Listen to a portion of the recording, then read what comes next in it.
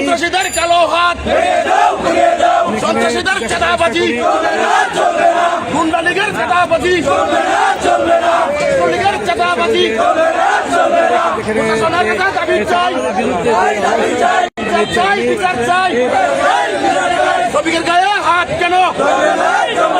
জবাব চাই। সেই জোদালি ফকির নিজে স্ট্যান্ডের ভিতরে বলছে যে মুশারফ তুমি স্ট্যান্ডের ভিতরে যাও না, কারণ আমি একজন শ্রমিক, আমি গাড়ি চালাই, আমি কেন ভিতরে যাবো না? তুমি আর ওনার ছেলে কেন কোন অধিকারের ভিতরে যায়? উনি কেন তার ছেলেরে এটা শাসন করে না এবং তার ছেলেরে কেন সে এটা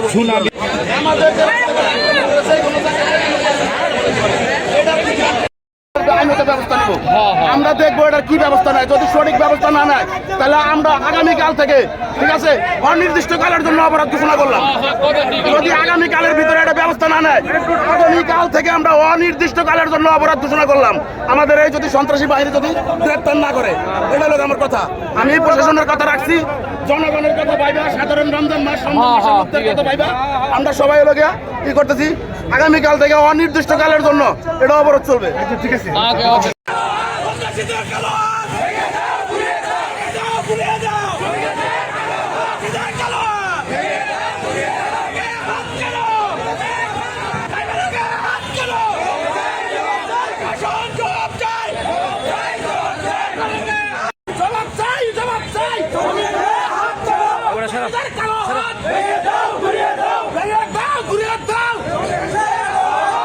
চাঁদাবাজির প্রতিবাদে মাওনা চৌরাস্তা তো কালিয়াকৈর সড়কটি অবরোধ ছিল দীর্ঘ আধা ঘন্টা 1 ঘন্টার মতো, এবং প্রশাসনের যে হস্তক্ষেপে এই অবরোধটি এখন তারা তুলে নিয়েছেন, এবং এই চাঁদাবাজির যদি বিচার না হয় তারা পরবর্তীতে অনির্দিষ্টকালের জন্য তাদের এই আন্দোলন চালিয়ে যাবেন। সেই পরিপ্রেক্ষিতে তাদের এই বক্তব্য এখানে তারা পেশ।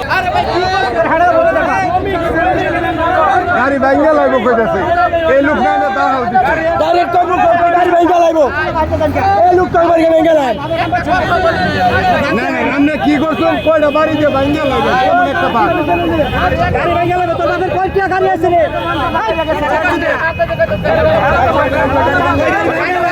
গাড়ি ভাঙা গাড়ি কি করছে? গাড়ি কি করছে?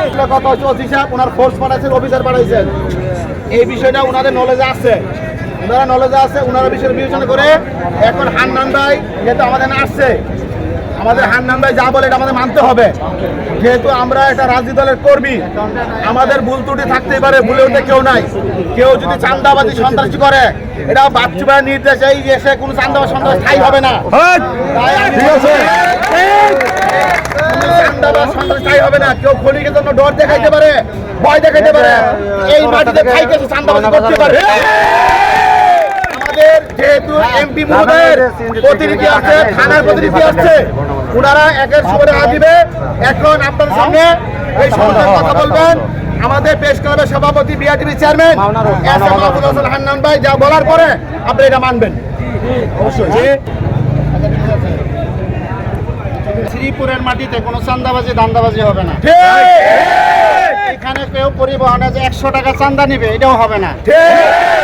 ভাইয়ের নির্দেশ, আপনারা রাস্তায় ব্লক রাস্তা ছেড়ে দেন, এবং আপনাদের বিরুদ্ধে যদি কেউ আঘাত করে থাকে আপনারা থানায় মামলা দেন, এবং থানা প্রশাসন যথাযথ ব্যবস্থা নেবে। 24 ঘন্টার মধ্যে ব্যবস্থা নেবে।